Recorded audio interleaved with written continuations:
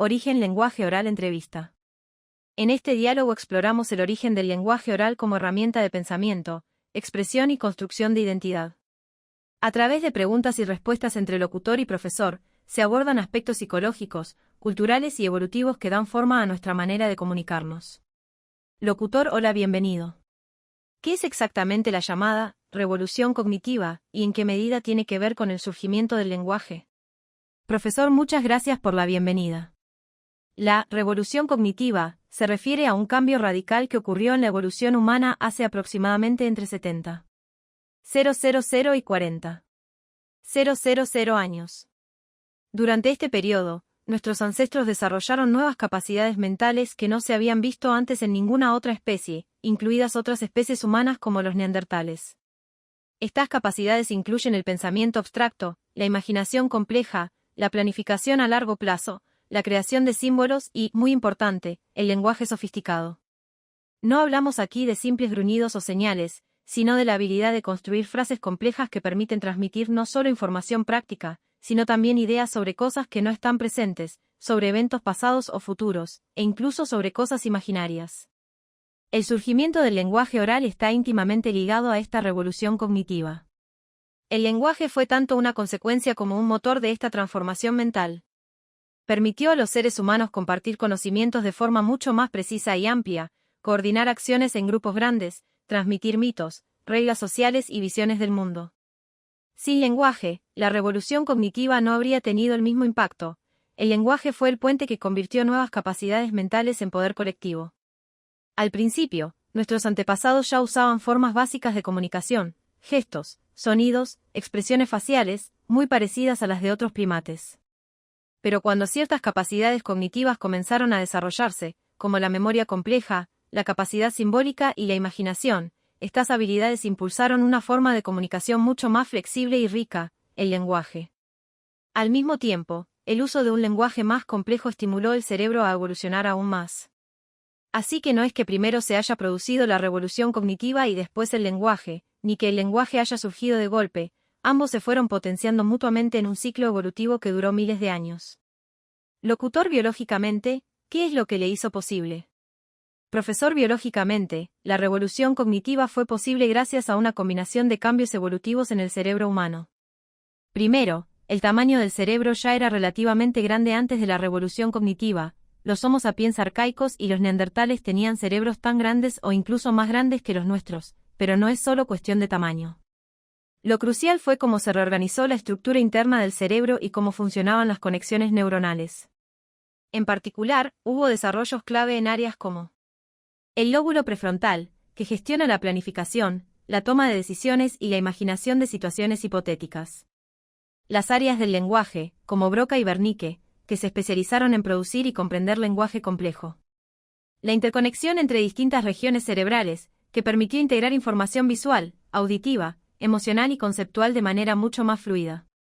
También hubo probablemente cambios genéticos específicos.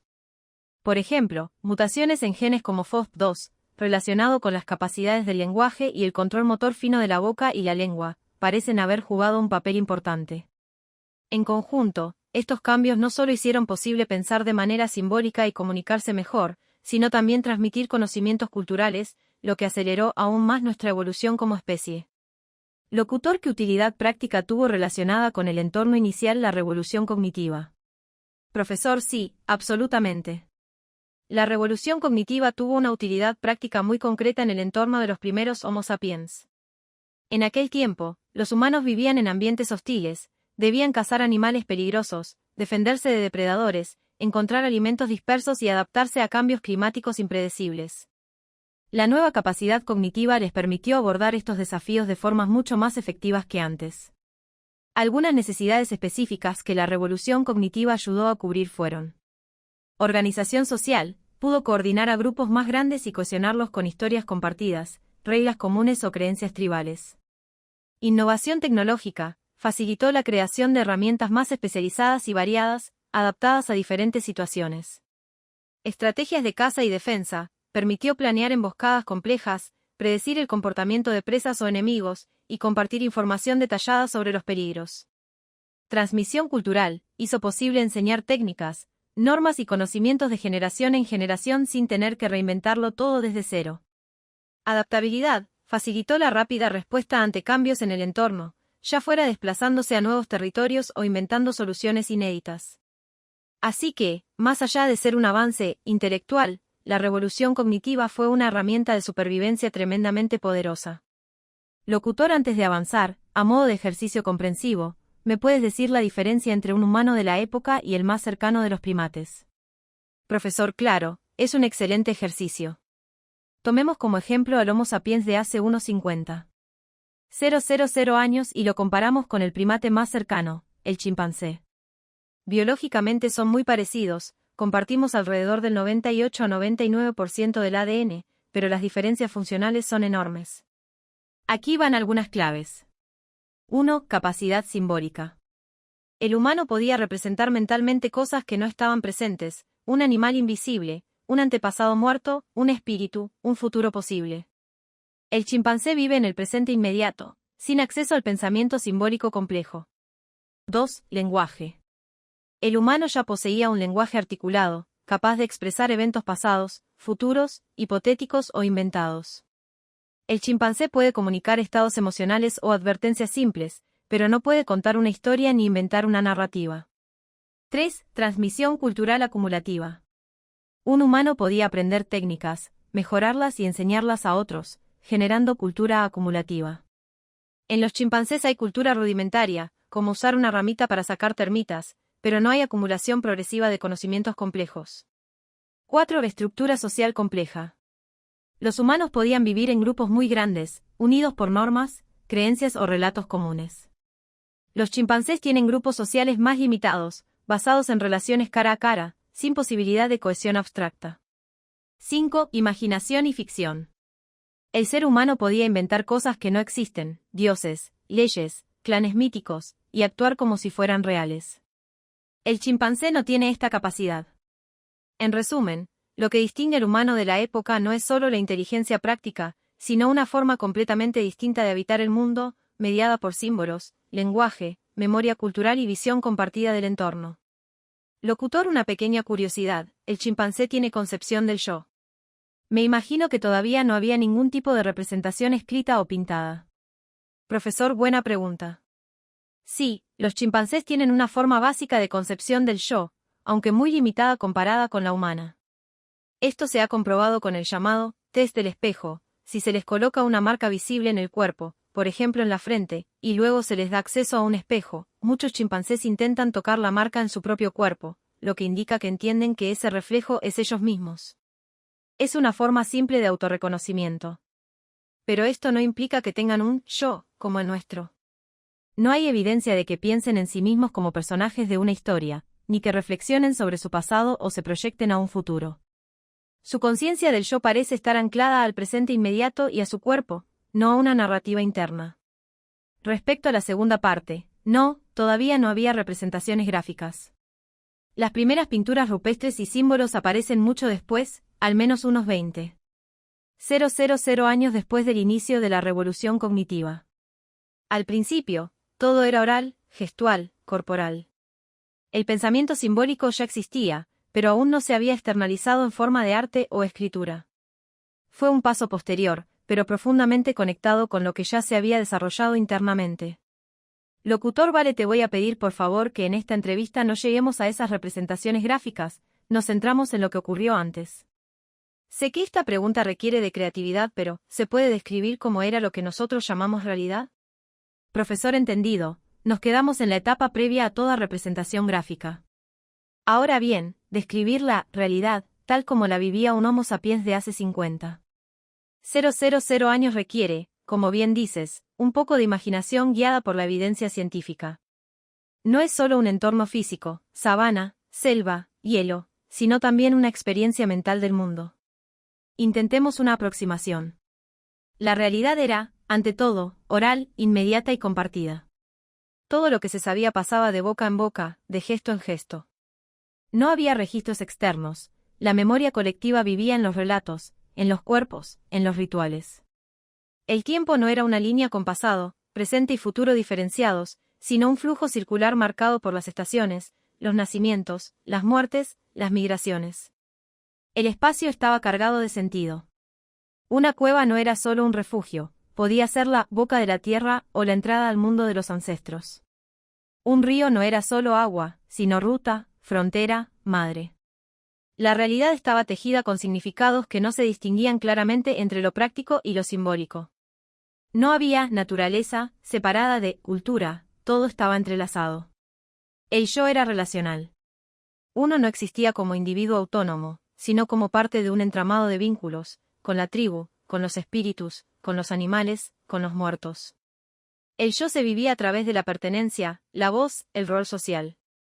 No había un diario íntimo, pero sí una identidad construida en la mirada y la escucha de los otros. Lo invisible era parte de lo real.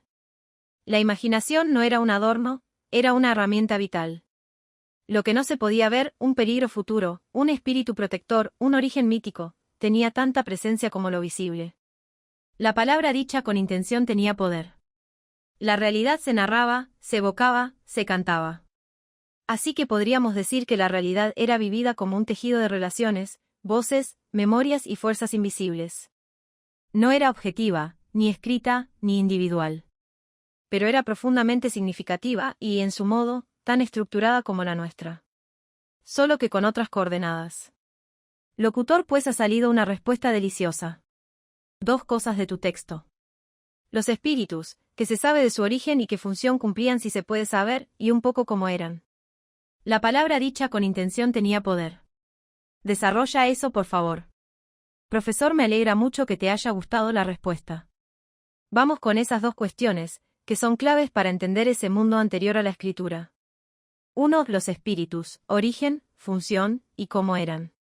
No podemos saber exactamente cuándo aparecieron los primeros conceptos de espíritu, pero sí sabemos que los humanos del Paleolítico superior ya tenían prácticas funerarias complejas y elementos que sugieren una idea de lo invisible, de una presencia no material.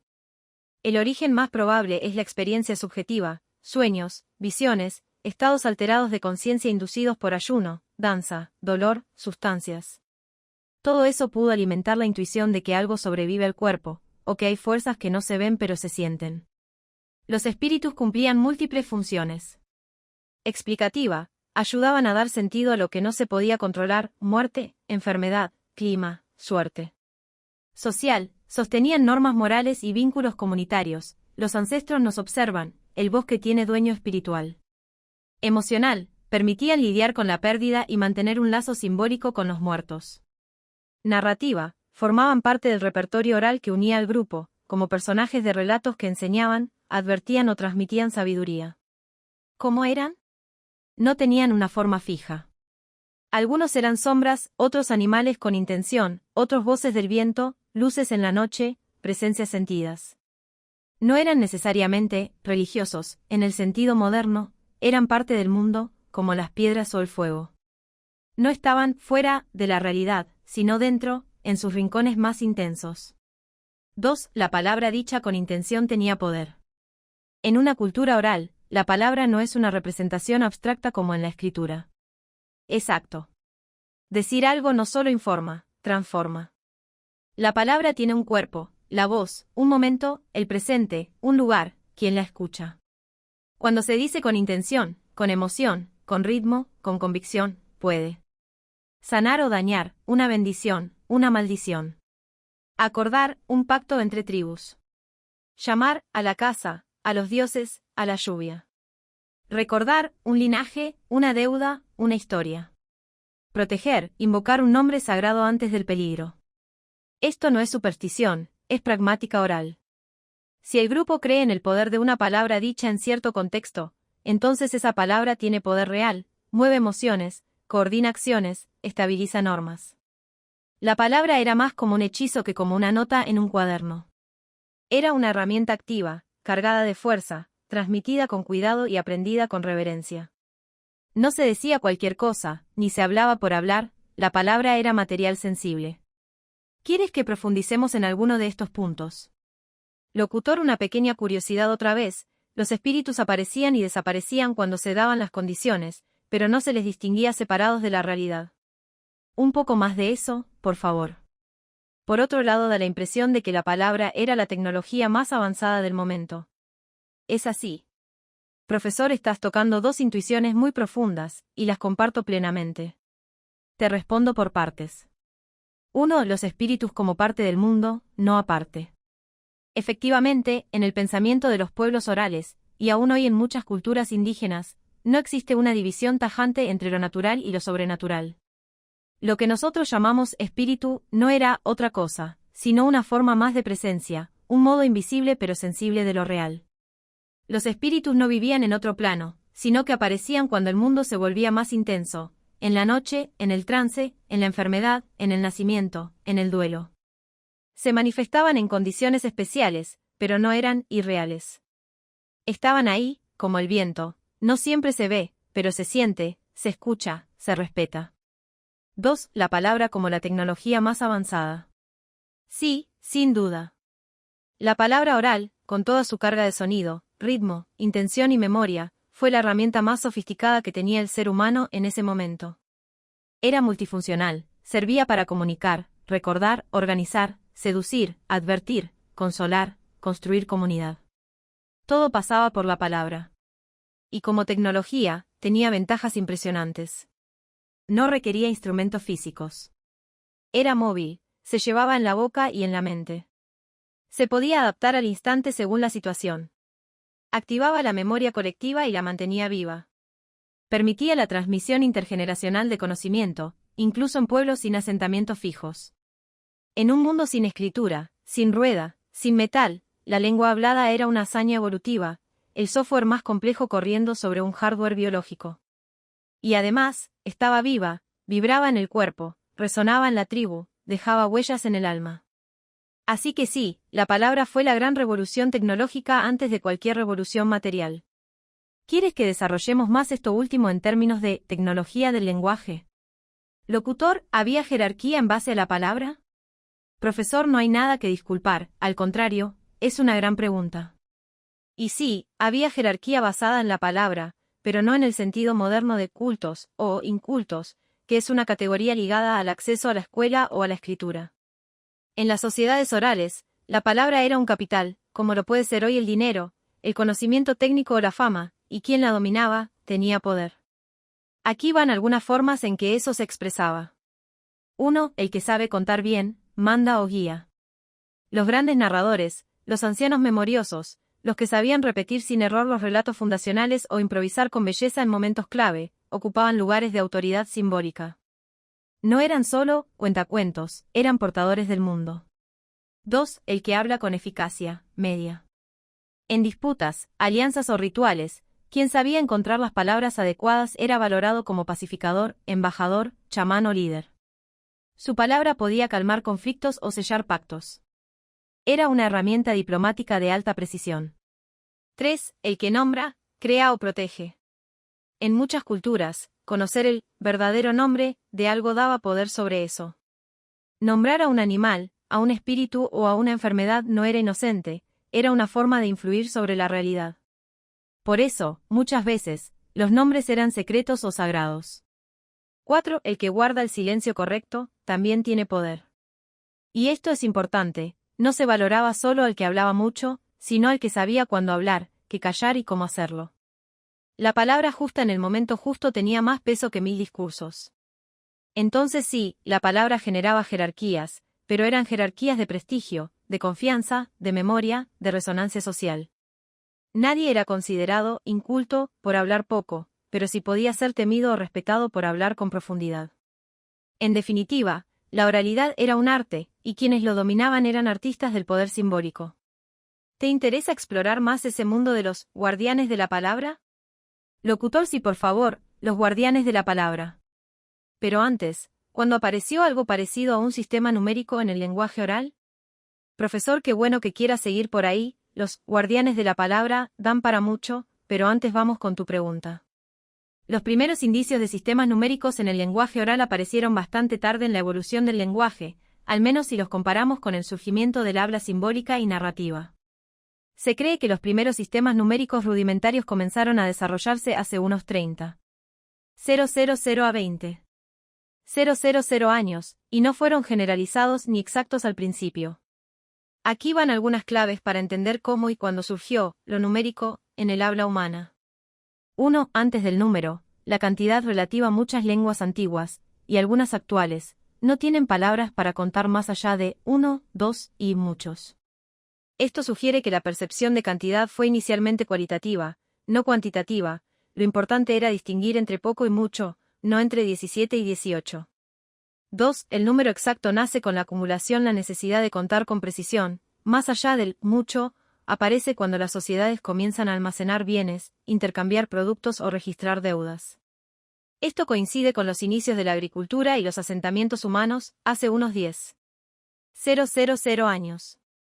Pero es probable que ya antes, en contextos de caza o intercambio entre clanes, se usaran formas orales de conteo básico, marcas verbales, ritmos, repeticiones o secuencias memorizadas. 3. La oralidad numérica fue muy diversa. Algunas culturas orales inventaron sistemas numéricos muy complejos sin escritura, usando el cuerpo, los dedos, por ejemplo, o secuencias de palabras fijas. Otras nunca desarrollaron números exactos porque no los necesitaban en su estilo de vida. 4. No había matemáticas orales, pero sí lógica práctica. Aunque no tuvieran palabras para 12 o 100, muchos grupos sabían cuántos días duraba un viaje, cuántas flechas había que hacer, o cuántos animales podían cargar. Era un conocimiento cuantitativo encarnado en la práctica, más que abstracto. ¿Vamos ahora con los guardianes de la palabra? Locutor, sí, por favor. Profesor, vamos allá. Los guardianes de la palabra fueron figuras centrales en las culturas orales. No eran solo narradores o memoriones, eran portadores del saber colectivo, custodios de la identidad y muchas veces puentes entre mundos, el visible y el invisible, el pasado y el presente, el individuo y el grupo. Aquí te presento algunas de sus formas más comunes. 1. El anciano sabio o la matriarca de memoria larga. En muchas comunidades, la edad traía no solo respeto, sino la responsabilidad de conservar los relatos fundacionales, genealogías, mitos, reglas, historias de origen. Recordar bien era una forma de autoridad. Su memoria era archivo, su palabra era ley no escrita. 2. El chamán o mediador ritual. Era quien sabía usar la palabra para acceder a lo invisible. No solo hablaba, entonaba, recitaba, susurraba, gritaba. Usaba la voz como instrumento. Su lenguaje podía curar, invocar, interpretar señales. Muchas veces usaba fórmulas que no eran comprendidas por todos, como una forma de conocimiento reservado. 3. El poeta o cantor tribal. En muchas sociedades orales existían figuras responsables de conservar las historias mediante canto o recitación rítmica. Los griots en África Occidental son un ejemplo vivo de esta tradición. La musicalidad del lenguaje no era solo estética, ayudaba a la memoria, al impacto emocional y a la transmisión exacta. 4. El mediador político o diplomático oral. En las alianzas, juicios o disputas, quien tenía el don de la palabra era esencial. Sabía hablar sin ofender, recordar hechos pasados, convencer sin humillar. La palabra era puente, y quien la sabía usar bien podía evitar guerras o lograr acuerdos duraderos. 5. El maestro iniciador o guía espiritual. Muchas culturas tenían figuras que enseñaban a los jóvenes no solo el contenido del saber, sino la forma correcta de decirlo. Iniciaban a los nuevos portadores de la palabra mediante rituales, pruebas, repeticiones, silencios y escucha activa. La palabra se heredaba, no se improvisaba. En todos estos casos, lo común es esto: la palabra no era de cualquiera. Había que merecerla, entrenarla, cuidarla. Era una responsabilidad. Se temía el olvido, se respetaba el silencio, se valoraba la exactitud. Porque perder la palabra, en ese mundo, era perder el vínculo con lo real, con el grupo y con los muertos. ¿Quieres que trabajemos una escena o retrato de uno de estos guardianes, para darle forma viva al concepto? Locutor, sí, por favor. Profesor, perfecto. Te propongo una escena, en estilo narrativo sobrio, que puede funcionar tanto como retrato evocador como herramienta comprensiva. Luego, si quieres, podemos ajustarla, ampliarla o escribir más escenas desde otros ángulos. Escena: el guardián del fuego y la palabra. Es de noche. El grupo se reúne en semicírculo alrededor del fuego. El aire huele a humo seco, y el crepitar de la leña acompaña el silencio expectante. Frente a todos, sentado sobre una piel doblada, está él, cabello trenzado con ceniza, mirada lenta, boca gastada pero firme. No lleva adornos. No los necesita. Nadie lo interrumpe. No porque esté prohibido, sino porque todos saben que él no habla por sí mismo. Habla por los que vinieron antes, y por los que aún no han nacido. Cuando empieza a hablar, su voz no es alta, pero obliga a inclinarse hacia adelante. No narra solo hechos, despliega tiempos, despierta rostros, nombra con cuidado. Sabe que cada palabra es como una brasa, ilumina o quema. Por eso, hace pausas. Mide el ritmo. Respira con el fuego. Narra el origen del río. Como el ancestro jaguar rompió la piedra sagrada y liberó el agua. Cuenta la historia del pacto entre dos clanes, sellado con una palabra que aún hoy protege a los hijos de ambos. Recuerda una traición. Pero sin odio. Solo con la advertencia justa. Al final, no pide silencio. Lo deja caer. Todos lo recogen. Nadie aplaude, nadie comenta. Se han llenado con algo más antiguo que el fuego mismo. El guardián no busca admiración. Su tarea es más honda, mantener viva la red invisible que une al grupo con sus raíces, sus reglas, sus relatos. Si él olvida, algo esencial se rompe. Si él calla demasiado tiempo, algo se enfría en el alma colectiva.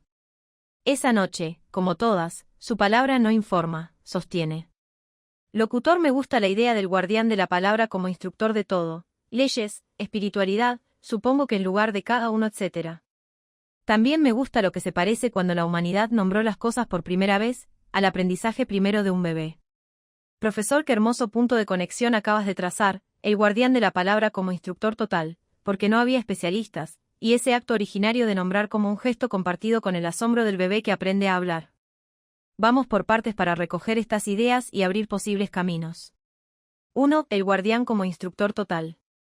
En las culturas orales más tempranas no existía la separación moderna entre religión, derecho, medicina o arte. Quien custodiaba la palabra custodiaba todo eso junto, no por ambición, sino porque no había distinción. Ese guardián enseñaba cómo comportarse, lo que hoy llamaríamos ética. Cómo nombrar el mundo, cosmología.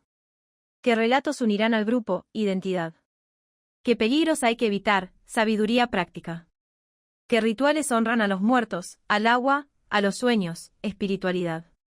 Qué palabras no deben decirse, y cuáles deben decirse en voz alta.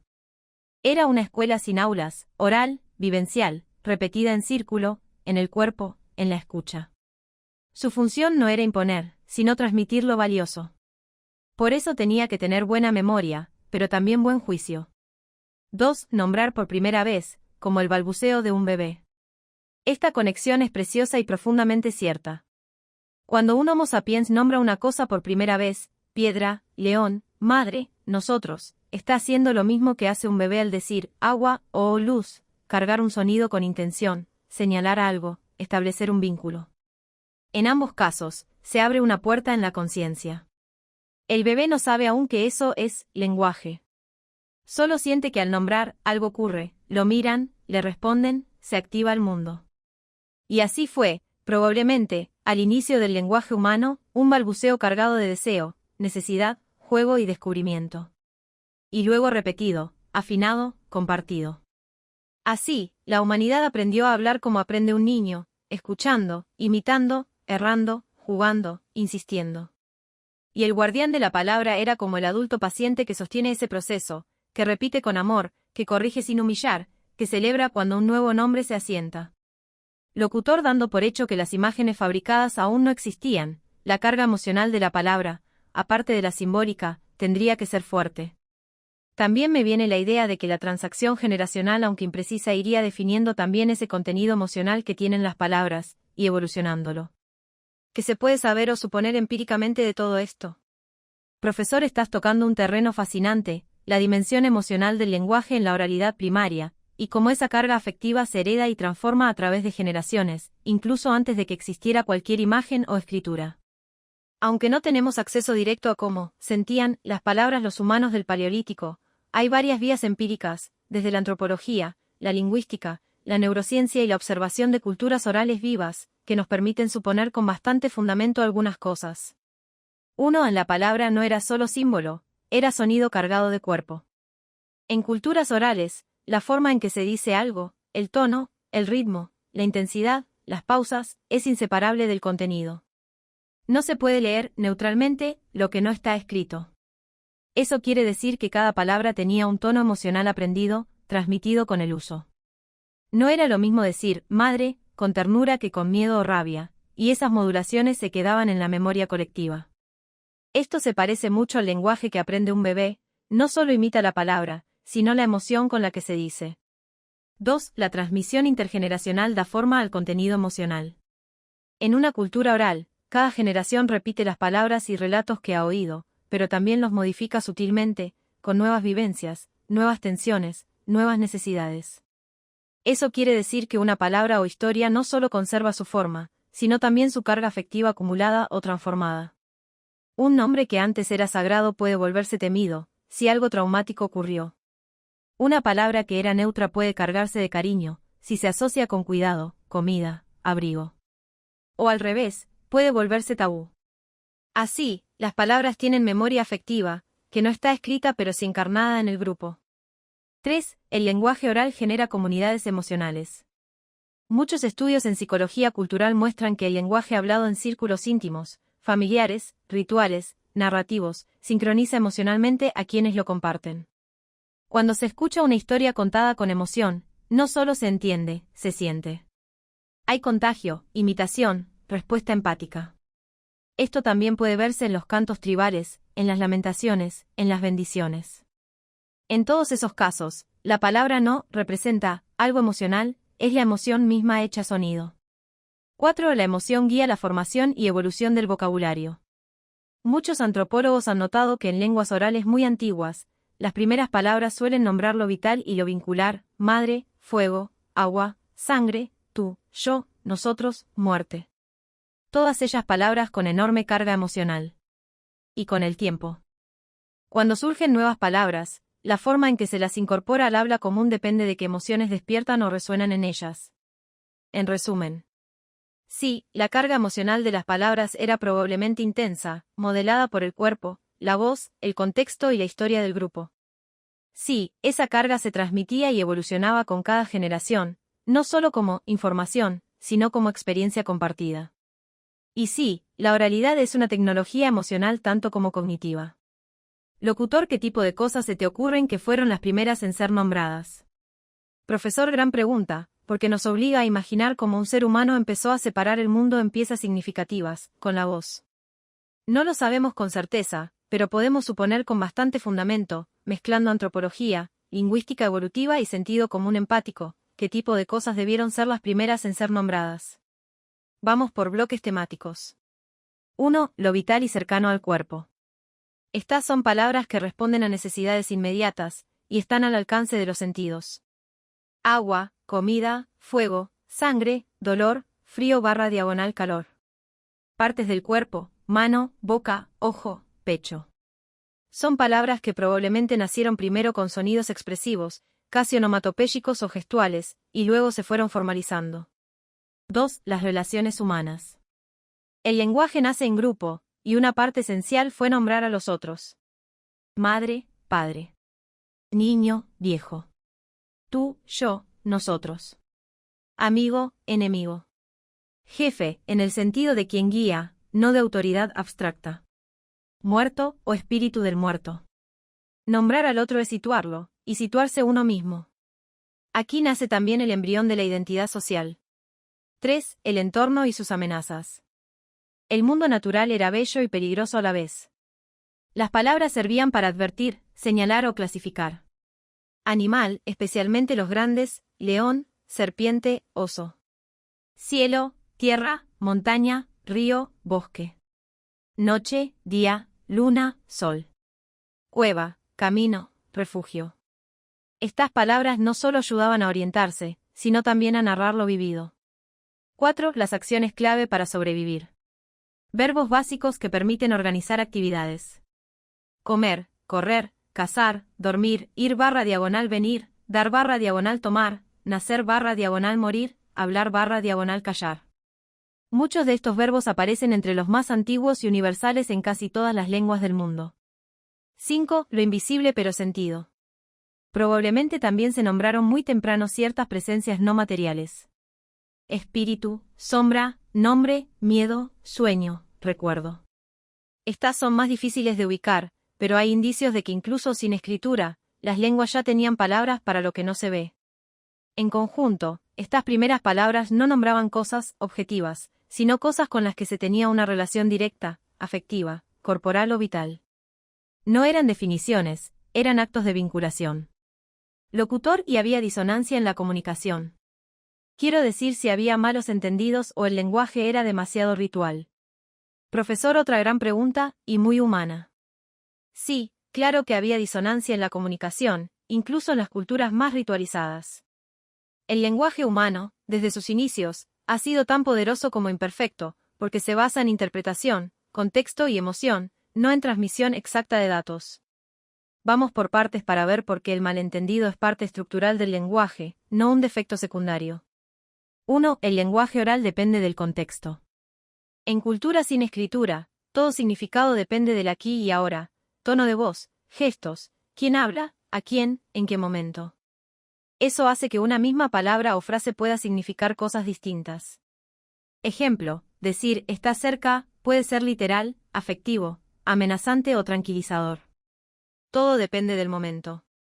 Esto genera ambigüedad natural, que puede resolverse o no y a veces, no se resuelve. 2. La memoria oral es selectiva y flexible. Cuando una historia o una regla se transmite oralmente, nunca se repite exactamente igual.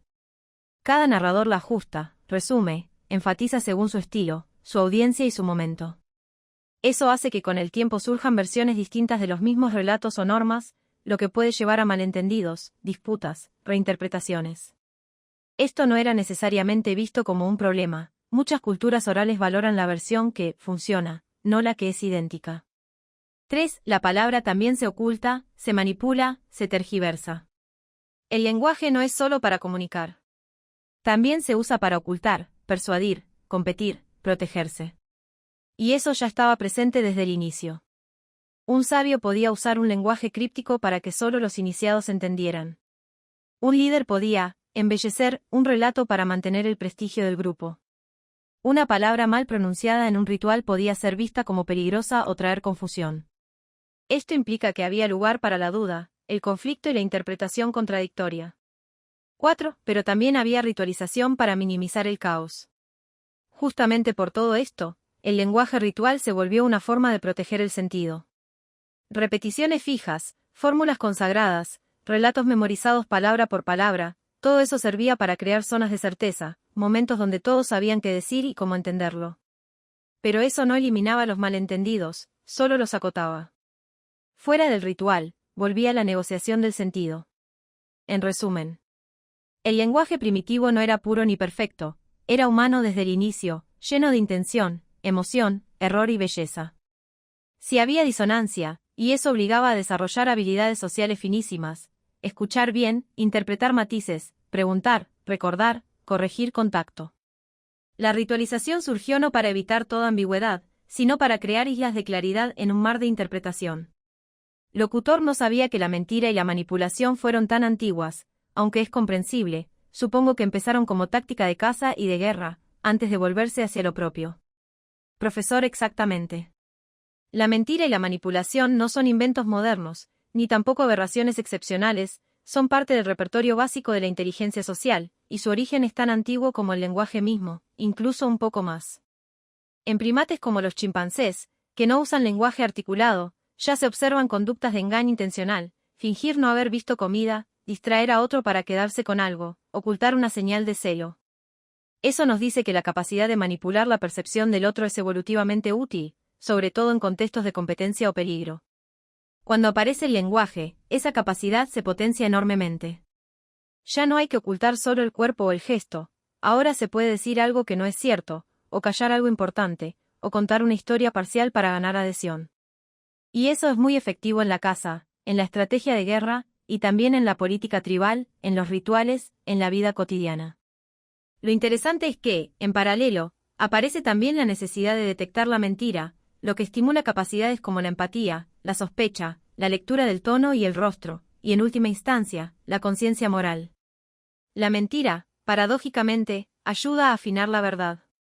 Así que sí, mentir es una forma temprana de inteligencia social, y aunque moralmente nos incomode, fue crucial en la evolución del lenguaje y del pensamiento humano. Locutor, ¿qué es lo que más intacto del lenguaje oral ha perdurado hasta hoy? ¿Qué es lo que más nos conecta con ellos?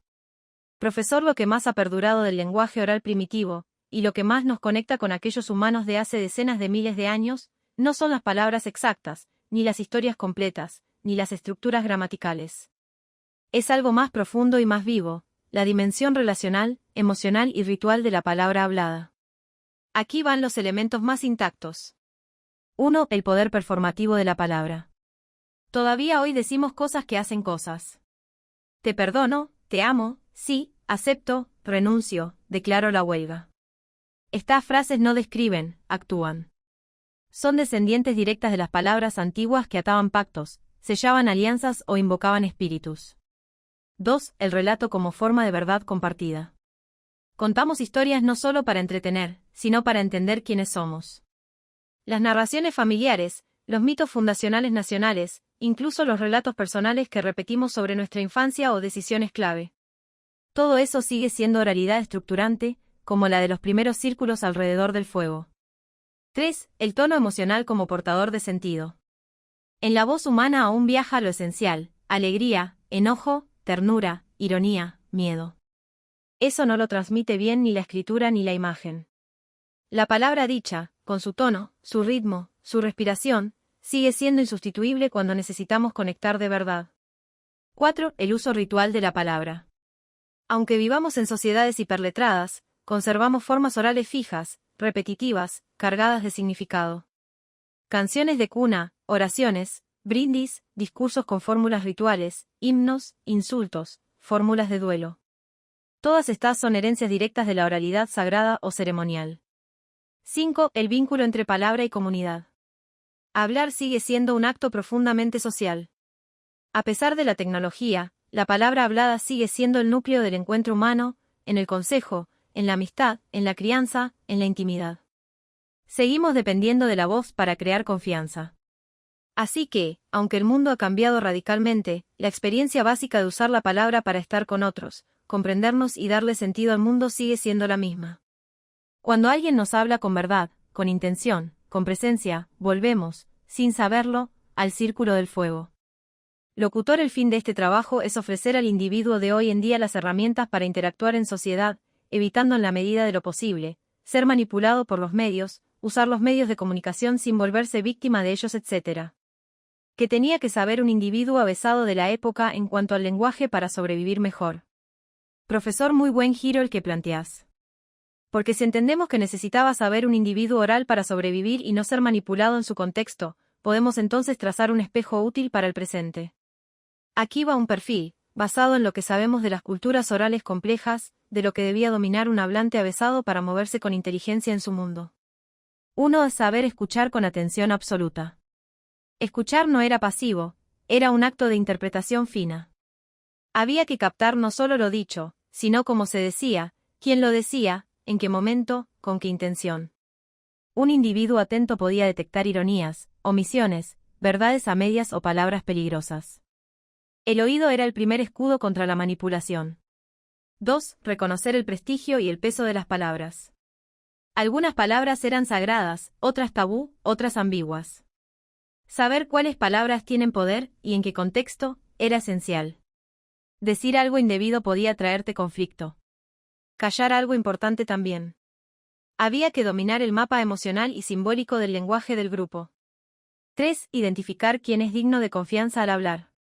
No todo el que hablaba bien decía la verdad.